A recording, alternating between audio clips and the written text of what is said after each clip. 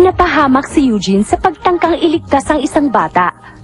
Ngunit hindi pa napapanahon ng kanyang pagpanaw. Kaya't binigyan siya ng pagkakataon na muling mabuhay. Kailangan niyang alagaan ang itlog ng espiritu ng halimaw. Sa pamamagitan nito, muli siyang makakabalik sa kanyang katawan upang makapiling muli ang kanyang mga mahal sa buhay. Ang pangako ni Alfred. Buhay nga ang itlog na to, Charlene! Pero hindi pa ayos ang lahat. Sa palagay mo kaya, Charlene, nagsisimula na siyang lumaki dahil sa ginawa kong kabutihan? Ha? Ewan ko. Pero hindi ko pa rin alam kung paano ko gagawin ang mga sinabi sa akin. Ano kayang gagawin ko? Basta ang alam ko, ang pagsunod-sunod mo kay Jenny ay hindi makakatulong sa iyo. Tama na, Charlene! Hindi naman yan ang balak ko eh. Masama lang kasi ang kutob ko eh. Ikaw naman, kung magsalita ka parang si Alfred, laging may duda! Ang mabuti pa, ibigay mo na sa amin ang pera mo para hindi ka na masaktan. Puto na rin yung iba mong gamit, ibigay mo na, ha? Bawa na po kayo! Umanda ka! Sige na, bigay mo na ang gamit mo. Sandali lang!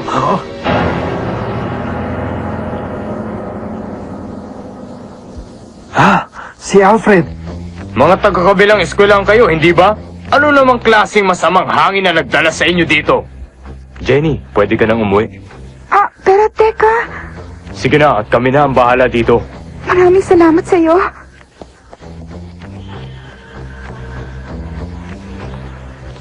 Ngayon, hindi ko mo papalampas sa mga ginawa niyo sa kaeskwela ko. Sige! Ako naman ngayon ang harapin niyo!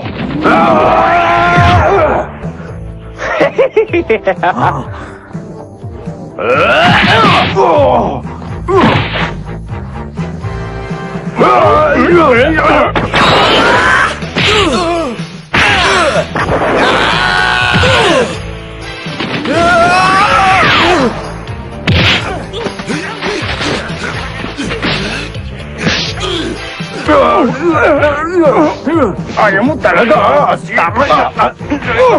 Ang galing naman palang lumaban ni Alfred, ano? Sige, kaya mo yan! Pinatawag ko kayo dahil may masamang balita akong natanggap. Nakikipag-away daw kayo sa mga estudyante sa kabilang eskwelahan. Sobra na kayo! Alam nyo bang hindi tama ang ginawa niyong pakikipag-away? Nagsisermo na naman. Ginawa lang naman nila yon para kay Jenny. Kung ano man ang dahilan mo, baliwala sa kanila yon. Mukhang hindi kayo nagsisisi. Hindi ko kayo matutulungan. Ikaw, Eric, pinayagan ka pala ng eskwelahang mag-part-time job, ah? Totoo ba to? Opo. Hindi na ngayon. Pero wala pong kinalaman ang away na yun sa trabaho niya. Parang awa niyo na, patawarin niyo po ako. Kailangan ng nanay ko ang tulong ko. At maliliit pa po ang mga kapatid ko. Kailangan ko ang trabaho niya para mabuhay. Pakinggan niyo ako mabuti. Lumaban na si Eric dahil nasuntok siya. Ako ang nagsimula ng lahat, kaya ako lang ang dapat managot. Sige. Patatawarin ko kayong lahat sa ginawa niyong gulo, pero sa isang kondisyon. Kondisyon? Ang gusto ko, hindi kayo makikipag-away ng 1 linggo. 1 linggo? Mr. Ruino, paano naman to kung kami ang hinamon nila? 2 oras na lang po. Sige na, sir. Alfred! 1 linggo kung ganun.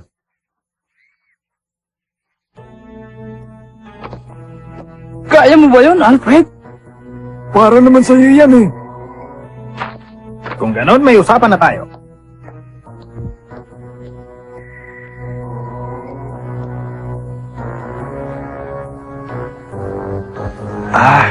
Hindi maganda ang nangyayari, ah.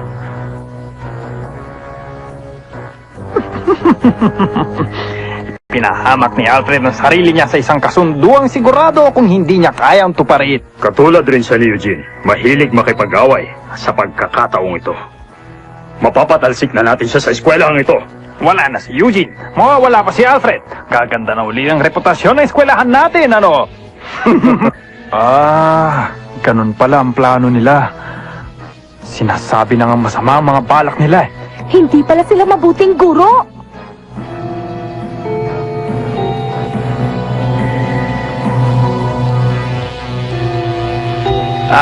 Ginagalit nila ako. Nakikiusap ako. Sundin na natin ang kanilang kasunduan.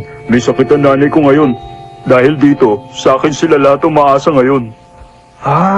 Nahihirapan rin pala siya sa buhay nila. Huwag ka mag-alala, Eric. Titigil muna ako sa bahay ng 1 linggo. Pangako sa iyan. Salamat, Alfred. Ang mabuti pa, umuwi na tayo na maaga ngayon para makaiwas tayo sa gulo. O paano mga barkada? Una na ako sa inyo ngayon. Paninindigan talaga ni Alfred yun. Kaya niyan talagang gawin yun?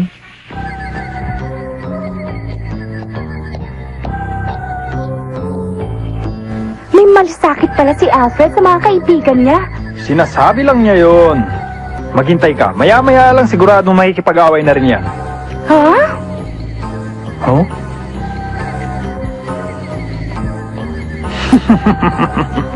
Lagot ka ngayon pag nahuli kita. Si Sir. Talagang gusto niyang mapatalsik na si Alfred.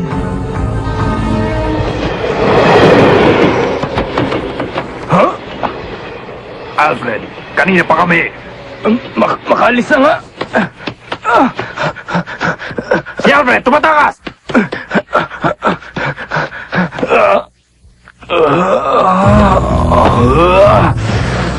Hindi ako tatakas. Papalag ako. Ang lakas naman ng loob mo. Nag-iisa ka na nga lang eh. Pagbabayaran mo ang ginawa mo sa amin kahapon. Ganun na. Sige, umpisa na natin. Naku, masama to. Oo. Ayos na! Ayos na! Ayoko na ng gulo. Kaya kung gusto niyong gumanti sa akin, ay umpisan niyo na. Ha? Ano daw? Buti naman.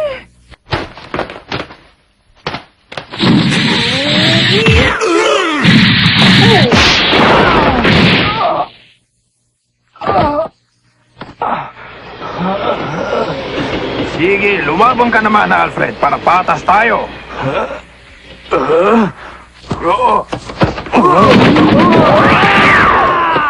Salamat, Alfred. Ba't di mo ituloy? Lumabang ka! Laban!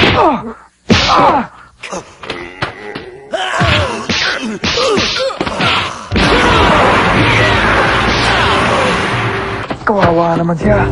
Oo nga. Si Alfred. Pakiusap, ako na lang ang gantihan niyo. Huwag niyo nang idadamay pa ang mga kasama ko. Tumahimik ka, Alfred. Getting you's more fun anyhow. Kaya ba ko inaasahan to? Kailangan mag-isip ako ng ibang paraan.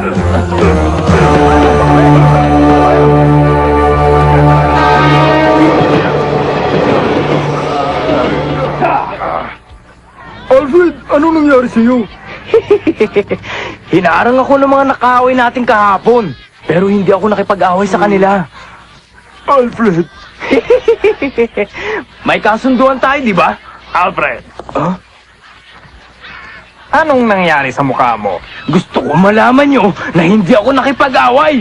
Ganun ba? Kahapon nakausap ko ang iba pang mga guro. Sabi nila masyado raw akong mabait sa inyo. Ano po?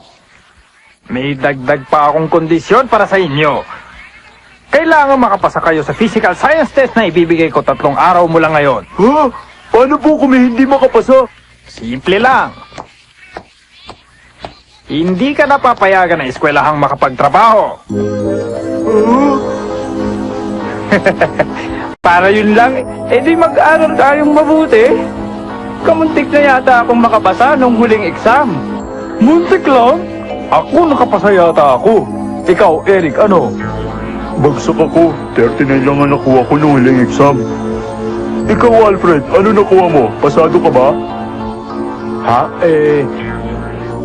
Pito lang ako! Naku, ngayon ko lang nalaman na mas magaling pa pala ako kaysa kay Alfred. Bakit? Ano bang nakuha mong grado? 12 points! Don't worry, fellas. We got plenty of time. If I study all night, then maybe a chance. Not a chance in hell.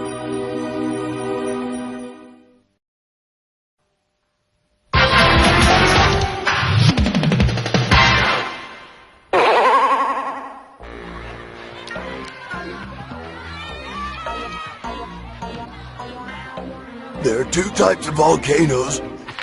Cone shapes and how do you say that word?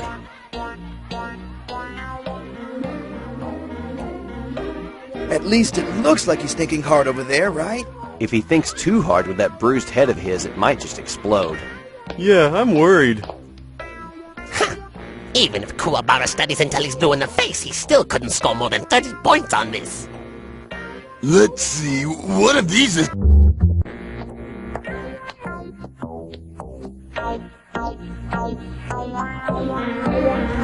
Si Alfred, mahirap paniwala ang nag-aaral na talaga siya. Ha? Mukhang mahirap yung pinag-aaralan mo, Alfred, ah.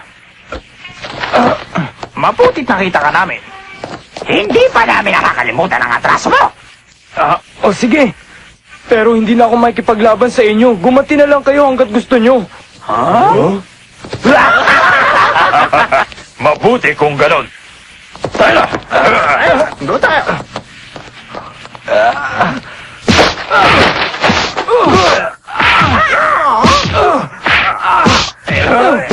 Sa'yo! Eto ba? Alfred! Kalimutan mo na lang ang trabaho ko.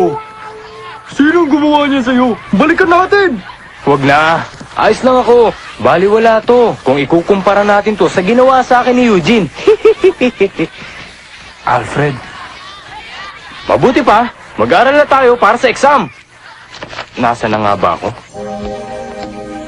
May isang salita pala itong si Alfred. alam mo, siya ang pinakamatapang sa lahat ng mga nakalaban ko.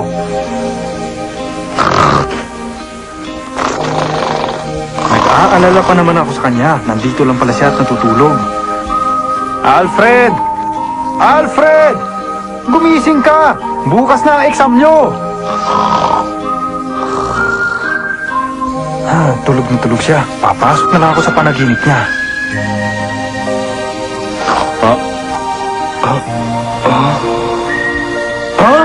Eugene! Sa wakas, makakaganti na rin ako sa'yo. Teka lang! Mag-aaral ka muna para sa test ni bukas. Oo nga pala, no. Mas importante nga pala yun. Bakit pula ang ating dugo? Aba, madali lang yan. Dahil sa mga red blood cells. Ano ang pigments? Di hemoglobin. Bakit tumitigas ang dugo? Dahil mayroong platelets. Magaling. Ayos na.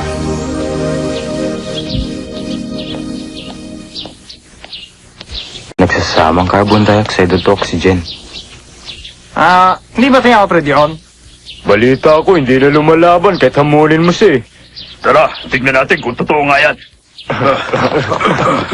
Alfred! Sandali lang, Alfred! Harapin mo kami ngayon din! Teka, nag-aaral na mabuti yung tao eh. Huwag nyo i-istorbohin yan. Wala namang ginagawa sa inyo yan eh. Hanggang dyan na lang kayo! Bakit natigilan ka? Masama ang kutob ko, Jonathan. Huwag na tayong tumuloy. Ano ba pinagsasabi mo? Tayo na! Ang kulit nyo, ha? I keep forgetting.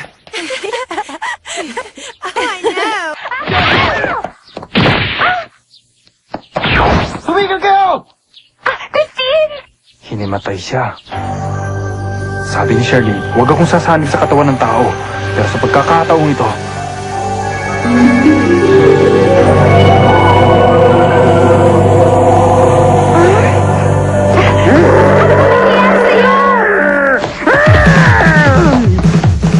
Anong nangyari? Amulin! Alfred! Sabi na huwag istorbo yung tao eh!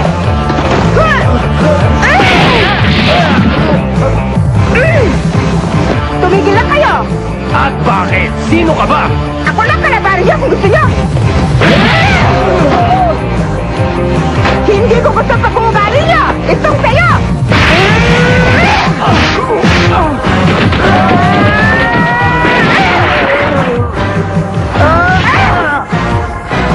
Eto naman ang sayo!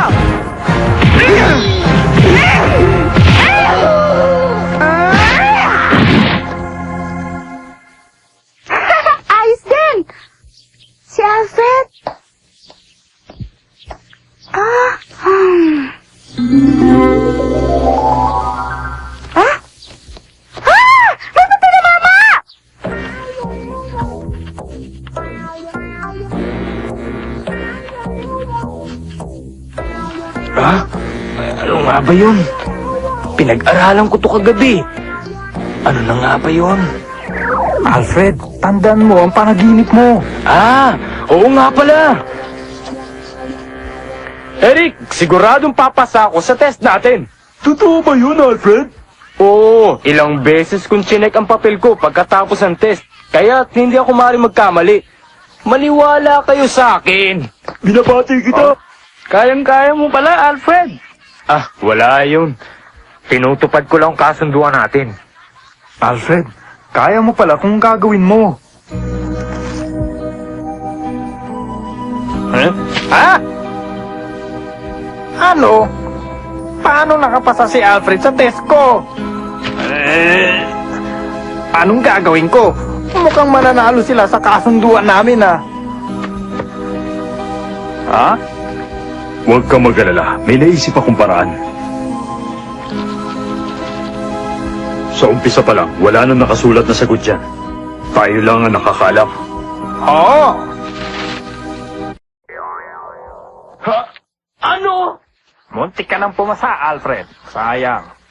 Pero ikinalulungkot kong sabihin sa'yo na hindi sapat ang pag-aaral na ginawa mo. Hindi! Ang usapan ay usapan. Titigil si Eric sa pagtatrabaho.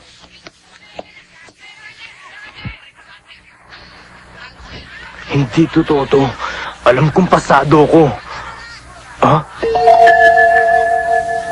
Nakapagtataka. May sagot ako sa huling tanong pero binura niya.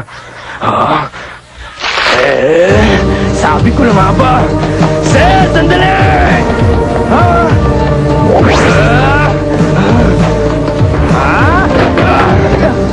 Dinaya niyo ko! Wag, Alfred! Wag! Alfred, ginawa mo lahat para kay Eric. Isa kang tunay na kaibigan. Huwag mong sayangin ito dahil lang sa kanya. Alfred!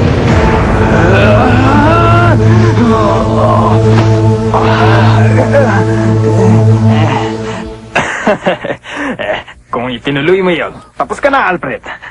Pero pagsak ka pa rin kahit ano ang gawin mo. Naintindihan mo?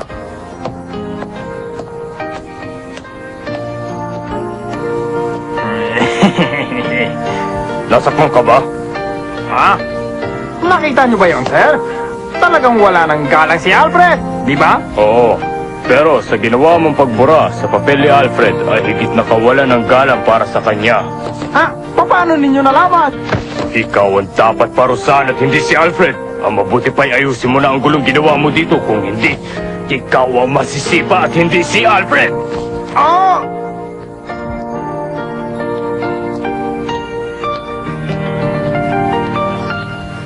Alfred! Magandang balita. Pinayagan na ako ng eskwelahan na makapagtrabaho muli. Nakapasa tayo lahat, Alfred! Ha? Totoo? Alfred, napakabuti mo. Ginawa mo yun para sa akin. Pinasaya mo ako. Wala yun, Eric.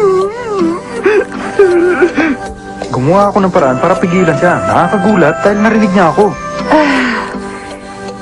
Hindi niya narinig ang mga sinabi mo. Ha? Pero... Hindi niya narinig ang boses mo. Pero naramdaman niya ang gusto mong sabihin dahil nagtugma ang inyong nararamdaman at nakarating ito sa kanya. Kay Alfred, imposible yata yung sinasabi mo, Charlene. Huwag ka nang mahiya, no? Charlene, nagkikita ata tayo ni Alfred, ha? Hindi, pero nararamdaman niya tayo dahil naniniwala siya sa mga kaluluwang tulad natin. Salamat.